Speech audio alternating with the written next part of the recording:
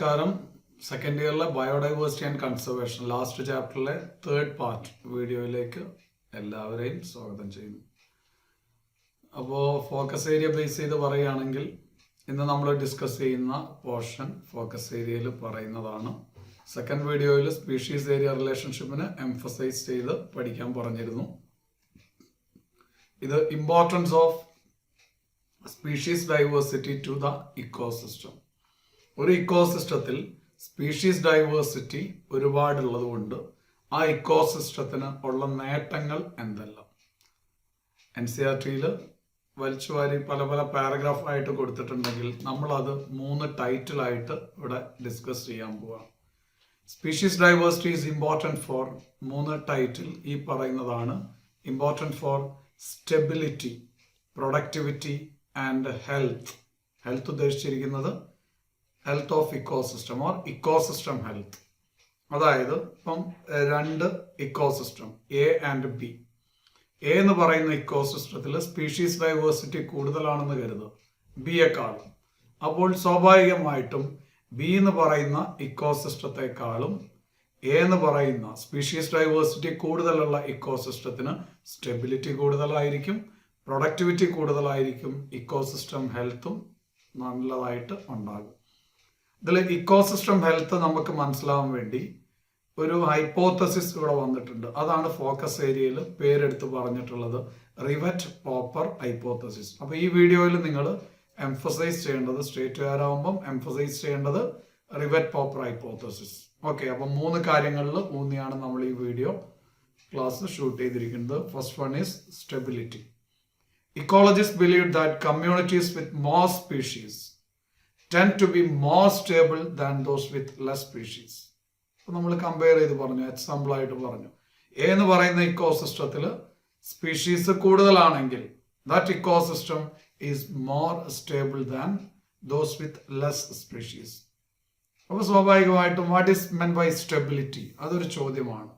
A community which should not show too much variation in productivity from year to year is called a stable community. എന്താ ഒരു stable community കൊണ്ട് അർത്ഥമാക്കുന്നത്?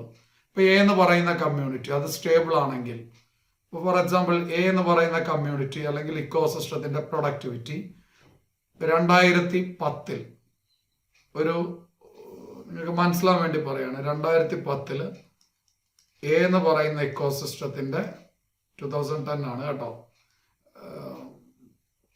Productivity ഒരു 1 lakh kilo calorie ആണെന്ന് കരുതുക. Okay, B എന്ന് പറയുന്ന ഇക്കോസിസ്റ്റത്തിനും 1 lakh kilo calorie productivity ഉണ്ടായിരുന്നു 2010. ഓക്കെ, 2011 ആയപ്പോൾ എ എന്ന് പറയുന്ന ഇക്കോസിസ്റ്റത്തിന്റെ പ്രൊഡക്ടിവിറ്റി എത്രയായി? 1,00,000 എത്രയായി? യെസ്, ഒരു 0 കൂടിയോ? ഇല്ല, 1,100,000 എന്ന് കരുതും. ചെറിയൊരു ഫ്ലക്ച്വേഷൻ അതിനകത്ത് കാണിച്ചിട്ടുള്ളൂ. 1,100,000 കിലോ കാലറി ആയി. പക്ഷെ ബീഡത് ഒറ്റയടിക്ക് അതൊരു എത്രയായി? 90,000 കിലോ കാലറി ആയി മാറി.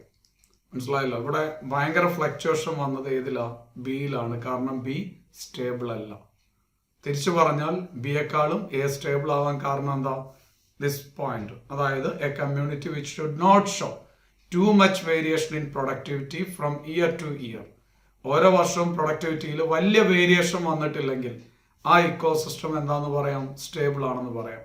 അതുമാത്രമല്ല, ഒരു ഇക്കോസിസ്റ്റത്തിന്റെ സ്റ്റെബിലിറ്റിയെ നമ്മൾ കൺട്രോൾ ചെയ്യുന്ന factor, it must be resistant to both manmade and natural disturbances.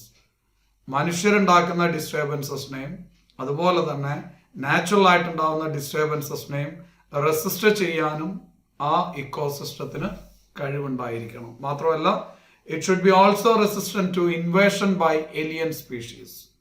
3 കാര്യങ്ങളാണ് പറഞ്ഞിരിക്കുന്നത്. അതായത് they should not show too much variation in productivity from year to year. പിന്നെ it must be resistant to both man-made and natural disturbances, and it should be also resistant to invasion by alien species. alien എന്നൊന്നും വായിച്ചേക്കരുത്. alien, അന്യഗ്രഹ ജീവി. അതിനെ നമ്മൾ വിളിക്കുന്ന പേരാണ് alien. Actually that term alien means foreigner, വിദേശി എന്നാണ്. ഏലിയൻ സ്പീഷീസ് എന്ന് പറഞ്ഞാൽ അന്യഗ്രഹത്തിൽ നിന്ന് വന്ന സ്പീഷീസ് എന്നല്ല ഉദ്ദേശിച്ചിരിക്കുന്നത്. നമ്മുടെ നാടൻ സ്പീഷീസിനെ നമ്മൾ ഇൻഡിജീനസ് സ്പീഷീസ് എന്ന് പറയും. ഇവിടെയൊക്കെ ഒരു ഫോറിൻ സ്പീഷീസ് വന്ന ബെസ്റ്റ് എക്സാമ്പിൾ നമ്മൾ ഫസ്റ്റ് ഇയർ പഠിച്ചിരിക്കുന്ന type study Periplaneta americana, American cockroach. അമേരിക്കയിലെ മെക്സിക്കൻ ഒറിജിൻ ഉള്ള കോക്രോച്ച് ആണ്. അവർ ഫുഡ് ഷിപ്സിലൂടെയാണ് ലോകത്തെ എല്ലാ സ്ഥലത്തും എത്തി, ഇന്ത്യയിലും എത്തി. ഇന്ത്യയിലെ നാച്ചുറൽ കോക്രോച്ച് ആയിരുന്നു ബ്ലാറ്റ ഓറിയന്റാലിസ്. പെരിപ്ലാനറ്റ അമേരിക്കാന വന്നു. ബ്ലാറ്റ ഓറിയന്റാലിസുമായിട്ട് ഒരു കോമ്പറ്റീഷൻ ഉണ്ടായി. ആ കോമ്പറ്റീഷനെ ഓവർകം ചെയ്യാൻ ആർക്ക് കഴിഞ്ഞില്ല? നമ്മുടെ നാടൻ സ്പീഷീസിന് കഴിഞ്ഞില്ല.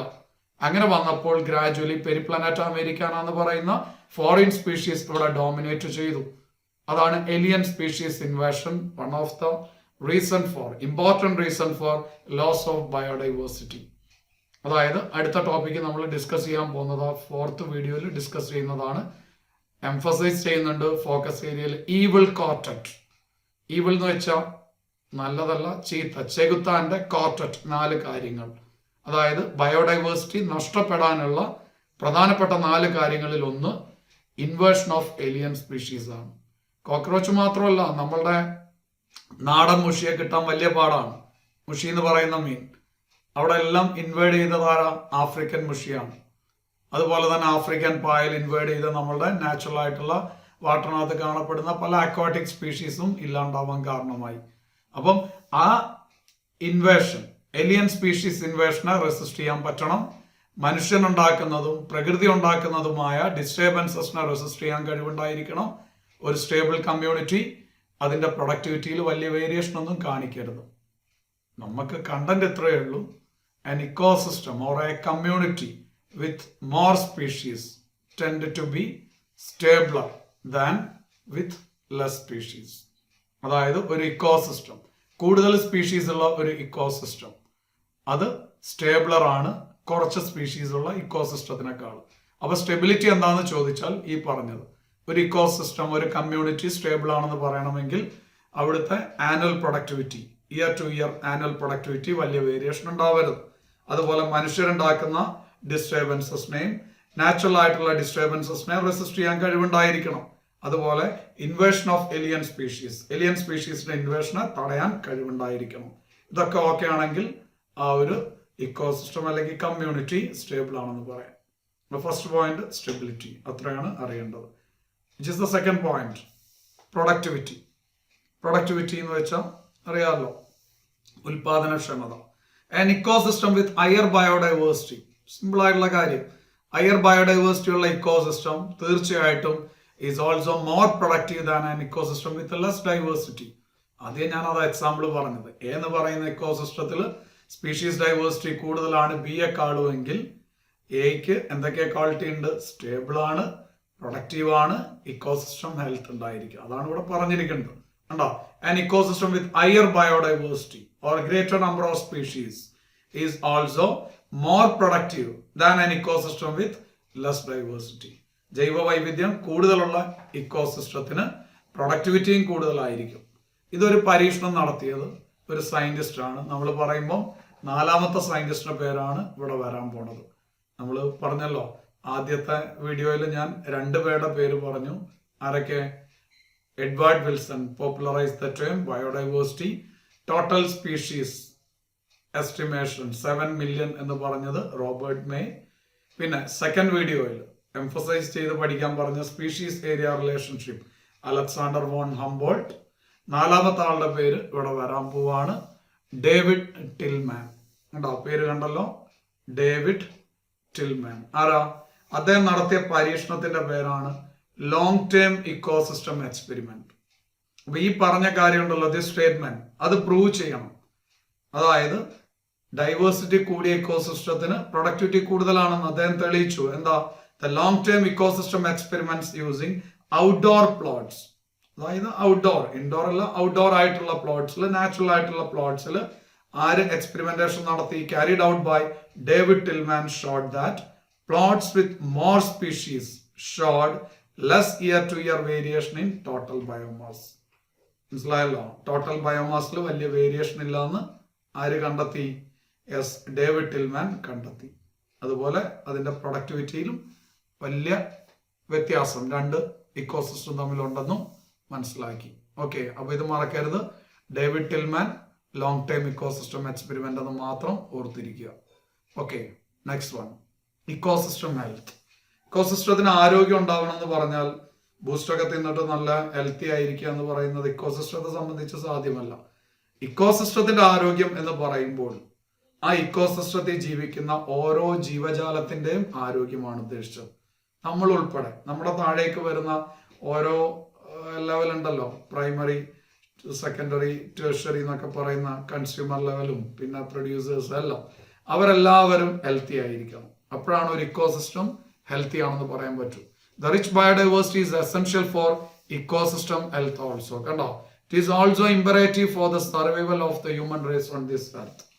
മനുഷ്യന്റെ നിലനിൽപ്പിന് തന്നെ ഇക്കോസിസ്റ്റം ഹെൽത്ത് എസെൻഷ്യൽ ആണ്. കണ്ടോ, if a few species become extinct it will affect the functioning of ecosystem. ഇത് ഞാൻ ഓൾറെഡി മൈക്രോബ്സ് ഇൻ ഹ്യൂമൻ വെൽഫെയറിൽ ബയോ കൺട്രോൾ പറഞ്ഞപ്പോൾ പറഞ്ഞതാ. ബയോ കൺട്രോളിന്റെ അഡ്വാൻറ്റേജ് എന്ന് പറയുന്നത് കെമിക്കൽ പെസ്റ്റിസൈഡിൽ നിന്ന് അപേക്ഷിച്ച് കെമിക്കൽ പെസ്റ്റിസൈഡിന്റെ ജോലി എന്താ? ഇറാഡിക്കേറ്റിംഗ് എ പെസ്റ്റ്, ഒരു പെസ്റ്റിനെ അടിയോടെ വേരോടെ ഇല്ലാണ്ടാക്കുക.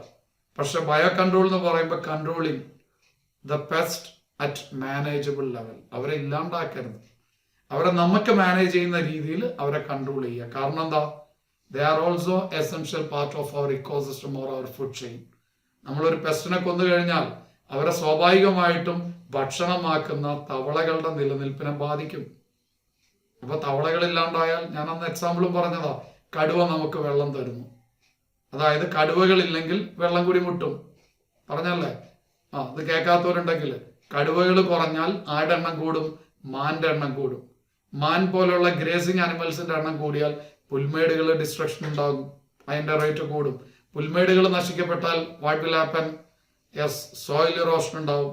ഈ മണ്ണൊലിപ്പ് കൂടിയിട്ട് നമ്മളുടെ നദികളും അരുവികളും ഒക്കെ മണ്ണ് നിറഞ്ഞിട്ട് എന്താ റിസൾട്ട്? എന്താ നമ്മൾ കണ്ടതാ, മഴക്കാലത്ത് പെട്ടെന്ന് ഫ്ലഡ്സ് ഉണ്ടാവും.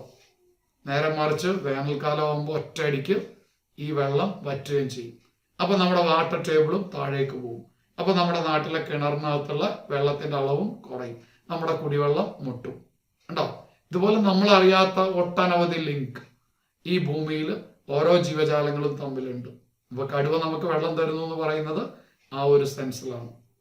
ഓക്കെ, അപ്പൊ അതാ പറഞ്ഞ് if a few species become extinct it will affect the functioning of ecosystem. Example ആയിട്ട് പറയുന്നുണ്ട്, the number of and species is reduced from 20,000 to 15,000 on earth.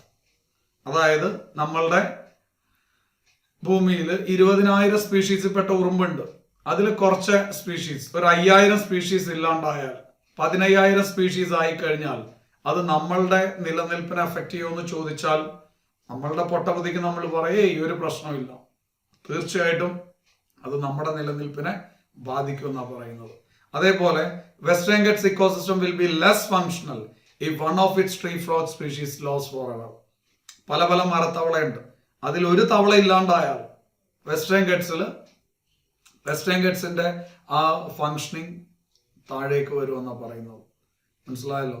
ഇപ്പൊ നമ്മൾ ഏതെങ്കിലും ഒരു കിളി ഇല്ലാണ്ടായി കഴിഞ്ഞാൽ, ഇപ്പൊ ബെസ്റ്റ് എക്സാമ്പിൾ ഡോഡോ എന്ന് പറയുന്ന ഒരു ഡക്ക് ലൈക്ക് സ്പീഷീസ് ആണ്.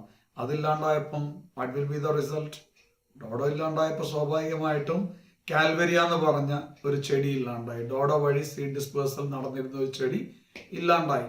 അത് നമ്മൾ പറയുന്നുണ്ട്, കോ എക്സ്റ്റിങ്ഷൻ എന്ന് പറഞ്ഞ് ലോസ് ഓഫ് ബയോഡൈവേഴ്സിറ്റിയിൽ റീസൺ ആയിട്ട് നമ്മൾ ഡിസ്കസ് ചെയ്യുന്നുണ്ട്. ക്ലിയർ ആണല്ലോ? അപ്പം the number of ant species is reduced from 20,000 to 15,000 on earth, or Western Ghats ecosystem will be less functional if one of its tree frog species lost forever. ഇതൊക്കെ ഇക്കോസിസ്റ്റത്തിന്റെ നിലനിൽപ്പിനെ ബാധിക്കും. അത് കുറെ കൂടെ ക്ലിയർ ആവാൻ വേണ്ടി നമുക്കൊരു ബെസ്റ്റ് എക്സാമ്പിൾ ഒരു ഹൈപ്പോത്തസിസിലൂടെ പറഞ്ഞിരിക്കുകയാണ്. ഹൈപ്പോത്തസിസിന്റെ പേരാണ്, മറക്കണ്ട, this is very important, rivet popper hypothesis. പേര് റിവറ്റ് പോപ്പർ ഹൈപ്പോത്തസിസ്. ആരാ? Stanford ecologist Paul Ehrlich has proposed rivet popper hypothesis to explain the effect of decrease in biodiversity on the ecosystem. Biodiversity, ഒരു ഇക്കോസിസ്റ്റത്തിന്റെ biodiversity കുറഞ്ഞാൽ അത് ആ ഇക്കോസിസ്റ്റത്തിന് എങ്ങനെ ബാധിക്കപ്പെടും എന്ന് പുള്ളി ഒരു ഹൈപ്പോത്തസിസിലൂടെ എക്സ്പ്ലെയിൻ ചെയ്തു. കണ്ടോ, നമുക്ക് ഫെമിലിയർ ടേം റിവർ ആയതുകൊണ്ട് പലരും എഴുതി വെക്കുന്ന കാണാം റിവർ പോപ്പറ്റ് എന്ന്. തെറ്റരുത്, റിവറ്റ് പോപ്പർ ഹൈപ്പോത്തസിസ് എന്നാണ് പേര്. Consider an aeroplane as an ecosystem where various parts are joined together by thousands of rivets. കണ്ടോ, എയറോപ്ലെയിൻ എന്നതാ നമ്മുടെ ഇക്കോസിസ്റ്റം.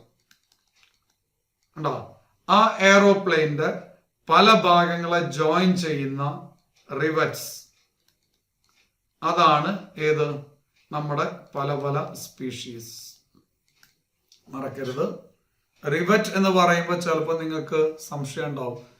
അതായത് വലിയ എയർക്രാഫ്റ്റ് തൊട്ട് ചെറിയ സ്കൂട്ടർ വരെ അതിന്റെ മെറ്റാലിക് പാർട്സ് ജോയിൻ ചെയ്യിക്കാൻ യൂസ് ചെയ്യുന്ന പ്രത്യേകതരം ആണിയാണ്. കണ്ടോ, ഇപ്പൊ രണ്ട് ഭാഗങ്ങൾ തമ്മിൽ ഇങ്ങനെ കൂട്ടി യോജിപ്പിക്കുന്നു. ഓക്കെ, അപ്പം അതിന് യൂസ് ചെയ്യുന്ന റിവറ്റിന്റെ പ്രത്യേകത നോക്കുക. ഓക്കെ മക്കളെ, റിവറ്റ് ഒരു പ്രത്യേകതരം ആണിയാണ്. ഈ ആണിക്ക് ഇവിടെയും ഒരു തല പോലെ കാണും, ഇവിടെ ഒരു തല പോലെ കാണും. അപ്പോൾ ഒരു സർഫസിൽ അടിച്ചു കയറ്റിയിട്ട് രണ്ട് സൈഡ് ഇങ്ങനെ ലോക്ക് ചെയ്തിടും. അതാണ് റിവറ്റ്, കൂടക്കല്ലാണി എന്നൊക്കെ പറയും. മനസ്സിലായല്ലോ? ഇങ്ങനെ വലിയ റിവറ്റ് തൊട്ട് കുഞ്ഞ് റിവറ്റ് വെച്ചാണ് എയറോപ്ലെയിന്റെ പല പല ഭാഗങ്ങൾ എന്ത് ചെയ്തിരിക്കുന്നത്, ജോയിൻ ചെയ്തിരിക്കുന്നത്.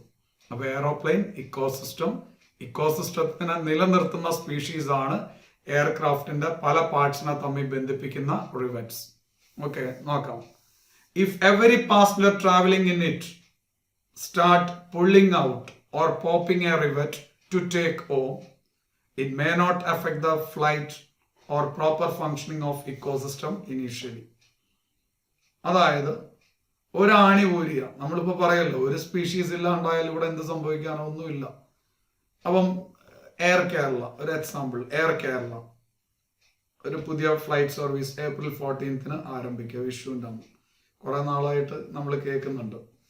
അപ്പോൾ കോവിഡിന്റെ പശ്ചാത്തലത്തിൽ +2 10ാം ക്ലാസ് വിദ്യാർത്ഥികൾ ഒരുപാട് സ്ട്രെയിൻ ചെയ്തിട്ടുണ്ട്. അവരുടെ ഹാൾ ടിക്കറ്റ് കാണിച്ചാൽ അവർക്ക് 500 രൂപയ്ക്ക് ടു ആൻഡ് ഫ്രോ ഒരു ഫ്ലൈറ്റ് യാത്ര. കേട്ടല്ലോ, കുട്ടികൾക്ക് ഒരു ഓഫർ. ഡൽഹി പോകാം, അവിടെ നിങ്ങൾക്ക് കാണാം, ആ ചെലവൊന്നും ഗവൺമെന്റ് എടുക്കൂല, തിരിച്ചു വരാം. ടു ആൻഡ് ഫ്രോ ടിക്കറ്റ് 500 രൂപയ്ക്ക് കിട്ടും. ഹാൾ ടിക്കറ്റ് കാണിക്കാം. എല്ലാവരും വളരെ ഹാപ്പിയായി എന്ത് ചെയ്തു, യെസ്, ഇതേപോലെ ഒരു സെറ്റപ്പ് ഒക്കെ അല്ലേ, 500 രൂപ മുടക്കി. ആദ്യമായിട്ട് ഫ്ലൈറ്റ് കയറുന്ന കുറെ പേരുണ്ടായിരുന്നു. നേരത്തെ പോയി സീറ്റിലിരുന്നു. നോക്കിയപ്പോൾ എന്താ, പുതിയ ഫ്ലൈറ്റ് ആണ്. ഫ്രണ്ടിൽ ഉള്ള സീറ്റിന്റെ ബാക്കിൽ ഇങ്ങനെ ഒരു മെറ്റാലിക് പ്ലേറ്റ് ഇങ്ങനെ ഉണ്ട്. ഓക്കെ, ആ മെറ്റാലിക് പ്ലേറ്റിനെ അതിനോട് ഫിക്സ് ചെയ്ത് ഇങ്ങനൊരു 6 ആണി വെച്ചിട്ടുണ്ട്, റിവറ്റ് വെച്ചിട്ടുണ്ട്.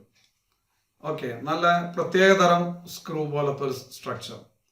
നമ്മളിങ്ങനെ കുറച്ചു നേരം ഇരിക്കുകയാണ്, എടല്ലോ ഫോണൊക്കെ ഫ്ലൈറ്റ് മോഡ് ഇടാൻ പറഞ്ഞു. അപ്പോൾ പിന്നെ ഇനി അതിൽ കളിക്കാൻ പറ്റൂല, അല്ല നമ്മൾ ടൈം പാസിന് അതിനകത്ത് എന്തെങ്കിലും ചെയ്താൽ.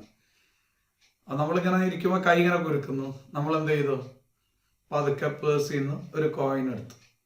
ഓക്കെ, എന്നിട്ട് പതുക്കെ നമ്മുടെ കുരുത്തക്കേടിന് ആ കോയിന് തിക്കി കയറ്റി ഈ ഭാഗത്തുള്ള ഒരു റിവറ്റ് അങ്ങ് ഊരി അങ്ങ് എടുത്തു.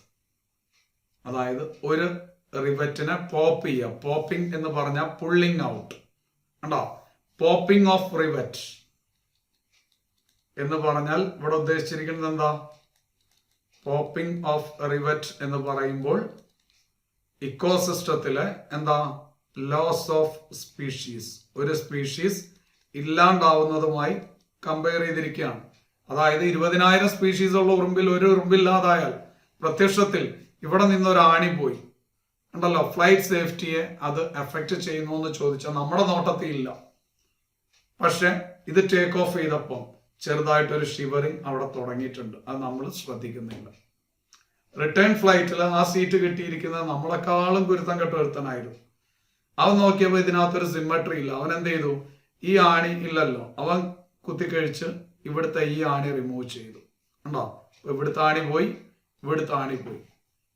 അവന് കൂടുതൽ സമയം കിട്ടി. അവൻ എന്താ പറ്റി, യെസ്. എന്നാ പിന്നെ ഈ രണ്ട് മൂലക്കത്തെ ആണിയും കൂടെ കളയാം. ഇതും കളഞ്ഞു, ഇത് ഊരിയെടുത്തു.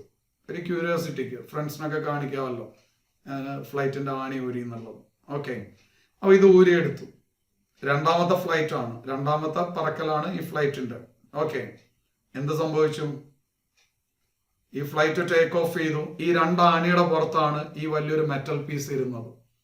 കേട്ടല്ലോ, ഫ്ലൈറ്റ് ടേക്ക് ഓഫ് ചെയ്ത് ഇച്ചിരി കഴിഞ്ഞപ്പം ഇവിടെ ഭയങ്കര ഷിവറിങ് പോലെ സൗണ്ട് ഉണ്ടായി. ഈ ഒരു പീസ് ഇളകി. ആ ഫ്ലൈറ്റ് ഇങ്ങനെ കുത്തനെ കയറുകയാണ്. കേട്ടല്ലോ, ഇളകി ആ ഒരു പീസ് വന്നിട്ട് ആ ജനലിനകത്ത് അടിച്ചു. ജനലൊന്നും അത്ര പെട്ടെന്ന് പൊട്ടുന്നല്ല, അൺഫോർച്ചുനേറ്റ്ലി അങ്ങനെ പൊട്ടി എന്ന് കരുതുക. ഉറപ്പാണ് ആ ഫ്ലൈറ്റ് ക്രാഷ് ആവും. മനസ്സിലായല്ലോ? അപ്പൊ കൂടുതൽ റിവറ്റ് നമ്മൾ ഊരിയാൽ, അതായത് കൂടുതൽ സ്പീഷീസ് ഇല്ലാണ്ടായാൽ അത് എന്തിന് കാരണമാകും? മനസ്സിലായല്ലോ? It affect the safety of the flight. അപ്പം if every passenger traveling in it start pulling out a rivet to take home, it may not affect the flight, that is proper functioning of ecosystem initially. തുടക്കത്തിൽ പ്രശ്നം പറ്റൂല. But as more and more rivets are removed, കൂടുതൽ ആണികൾ ഊരുമ്പോൾ the aeroplane become dangerously weak over a period of time. Aeroplane ഭയങ്കരമായിട്ട് വീക്കാകും, അതിൻ്റെ സേഫ്റ്റിയെ affect ചെയ്യും. Okay, ശരിയല്ലേ? അപ്പം species ഇല്ലാണ്ടാവുന്നതാണ് popping of rivet, flight crash ആവുന്നതാണ് ഒരു ഇക്കോസിസ്റ്റത്തിന്റെ ഡിസ്ട്രക്ഷൻ. അതുകൊണ്ടാണ് ഈ കമ്പാരിഷൻ റിവറ്റ് പോപ്പർ ഹൈപ്പോത്തസിസ് എന്ന് പറഞ്ഞിരിക്കുന്നത്. മനസ്സിലായോ? ഇനി എവിടുത്തെ ആണി ഊരുന്നു എന്നുള്ളത് വളരെ ഇമ്പോർട്ടൻ്റ് ആണ്. അടുത്ത ട്രിപ്പൊക്കെ വന്നപ്പോൾ ഇവർ ഭയങ്കര കോൺഷ്യസ് ആയി. ഈ അറിയാമല്ലോ, ഇതിനകത്ത് എയർക്രാഫ്റ്റിനകത്തുള്ള ആ ജോലിക്കാർ, ഈ ക്യാബിൻ ക്രൂ, അവര് ഭയങ്കര ജാഗരൂകരായി ഇങ്ങനെ വാച്ച് ചെയ്യുന്നുണ്ട്, ആരെങ്കിലും എന്തെങ്കിലും കുരുത്തക്കേട് ചെയ്യുന്നു. അപ്പൊ നമ്മുടെ ഗ്യാങ്ങിൽപ്പെട്ട ഒരുത്തൻ ഭയങ്കര സിൻസിയറായിട്ട് പറഞ്ഞു, ഞങ്ങളൊന്നും ചെയ്യത്തില്ല, അമ്മാര് വിവരക്കേട് കാണിച്ച് ഒരു ഫ്ലൈറ്റ് തന്നെ നശിപ്പിച്ചു എന്നൊക്കെ പറഞ്ഞു. ഒന്നും ഫ്ലൈറ്റിനകത്ത് ചെയ്തില്ല. പക്ഷെ ഫ്ലൈറ്റ് പൊങ്ങാൻ നേരത്ത് പോകുമ്പോൾ വലിയൊരു ആണി ഊരി കാണിക്കുന്നു. എന്താ പറഞ്ഞ, നിങ്ങൾ അകത്ത് നോക്കിയ സമയത്ത് അവൻ ലാഡറിനകത്തുനിന്ന് തൂങ്ങി ചിറകിന്റെ ആണി ഊരിയെടുത്തു. ചിറകിന്റെ ആണി ഊരിയെടുത്താൽ എന്തായിരിക്കും അവസ്ഥ? ഈ ഊരിയ പോലെ കുറെ എണ്ണം ഊരേണ്ട കാര്യമൊന്നുമില്ല. വളരെ പ്രധാനപ്പെട്ട പാർട്ടായ ചിറകിന്റെ ആണിയാണ് ഊരുന്നതെങ്കിൽ ഫ്ലൈറ്റ് സേഫ്റ്റി അത് ഇനീഷ്യലി ഒറ്റയടിക്ക് തന്നെ അഫക്റ്റ് ചെയ്യും. അതെങ്ങനെ അവിടെ കമ്പയർ ചെയ്തേക്കുന്നത് നോക്കാം നമുക്ക്. കണ്ടോ, removal of rivets of A critical part like wings.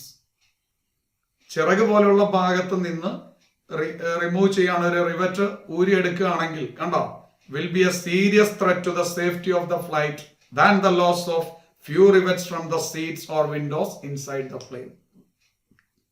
എങ്ങനെ പറഞ്ഞിരിക്കുന്നത്? ചിറക് പോലെയുള്ള ക്രിട്ടിക്കൽ ഭാഗത്ത് നിന്ന് ഒരു ആണി ഊരിയെടുത്താൽ അത് അകത്തെ വിൻഡോയിൽ നിന്നോ അല്ലെങ്കിൽ സീറ്റിൽ നിന്നോ ആണി ഊരുന്നതിനേക്കാളും അപകടകരമാണ്. എന്ന് പറഞ്ഞാൽ ഒരു നോർമൽ ഒരു 20,000 സ്പീഷീസിൽപ്പെട്ട ഒരു ഉറുമ്പിനെ നമ്മൾ ഇല്ലാണ്ടാക്കുന്നത് പോലെയല്ല ഇതാ key species performing major ecosystem function. ഒരാൾ വന്നിട്ട് പറയും, ഇവിടെയുള്ള ഒരു ജീവജാലങ്ങളെ ഞാൻ ഒന്നും ചെയ്യുന്നില്ല, കാട്ടി വന്നിട്ട് പറയുന്നു. എന്നിട്ട് പക്ഷെ ഒറ്റ കാര്യം ഞാൻ ചെയ്യും, ഈ മരങ്ങളൊക്കെ ഞാൻ തീയിട്ട് നശിപ്പിക്കുന്നു. പിന്നെ അവര് തെരഞ്ഞു പിടിച്ച അവിടുത്തെ ജീവജാലങ്ങളെ കൊല്ലേണ്ട കാര്യമുണ്ടോ? കാട്ടുതീ ഉണ്ടാവുന്നു. എത്ര ലക്ഷക്കണക്കിന് ആനിമൽസ് ആണ് ഇപ്പൊ അടുത്ത് ഓസ്ട്രേലിയയിൽ ചത്തൊടുങ്ങിയത് അല്ലെ? അതിനെ രക്ഷിക്കാൻ പറ്റത്തില്ല. വയനാട് കാട്ടുതീ ഉണ്ടായി, റീസെന്റ് പോയപ്പോ കേട്ടതാ. അവിടെ ആ ഭാഗങ്ങളിലെല്ലാം കാട്ടുതീ ഉണ്ടായിട്ട് ഇഷ്ടം പോലെ പാമ്പുകൾ ചത്തു. ഇവർക്കൊന്നും രക്ഷപ്പെടാൻ ഒരു മാർഗവും കാണില്ല. അപ്പം കീ സ്പീഷീസ് ആണ് ഇല്ലാണ്ടാവുന്നതെങ്കിൽ ആ ഇക്കോസിസ്റ്റത്തിന്റെ നിലനിൽപ്പിനെ അത് പെട്ടെന്ന് തന്നെ ബാധിക്കും. അതായത് അവിടുത്തെ പ്രൊഡ്യൂസേഴ്സ് ആണ് ആര്? മരങ്ങൾ അല്ലെങ്കിൽ ചെടികൾ. അവര് മൊത്തം കത്തി നശിച്ചാൽ അവിടെ പിന്നെ മുയലും മാനും പിന്നെ കാട്ടുപോത്തും ഒന്നും കാണത്തില്ല. എല്ലാം ആ ഇക്കോസിസ്റ്റത്തിൽ നിന്ന് ഒന്നല്ലെങ്കിൽ ചത്തുപോകും, അല്ലെങ്കിൽ അവര് മൈഗ്രേറ്റ് ചെയ്യേണ്ടി വരും. അവർക്ക് അവിടെ ഫുഡൊന്നും കഴിക്കാനില്ല. അത് ആ ഇക്കോസിസ്റ്റത്തിന്റെ നിലനിൽപ്പിനെ ബാധിക്കും. അപ്പൊ പറഞ്ഞ കമ്പാരിസൺ മനസ്സിലായോ? അകത്താണി ഊരുന്നതിനേക്കാളും പ്രശ്നമാണ് ഒരു ക്രിട്ടിക്കൽ ഭാഗത്ത് നിന്നുള്ള ആണി ഊരുന്നത്. അത് ഫ്ലൈറ്റ് സേഫ്റ്റിയെ പെട്ടെന്ന് തന്നെ അഫക്റ്റ് ചെയ്യുമെന്നാണ് പറഞ്ഞിരിക്കുന്നത്. ക്ലിയർ ആണേ? അപ്പോൾ ഒരു ഷോർട്ട് വീഡിയോ, ജസ്റ്റ് ഒരു 25-27 മിനിറ്റ് ഉള്ള ഒരു വീഡിയോ. ഇതിൽ റിവറ്റ് പോപ്പർ ഹൈപ്പോത്തസിസിന് പ്രാധാന്യം കൊടുത്തിട്ട് ഡിസ്കസ് ചെയ്യാം. ഓക്കെ. Thank you.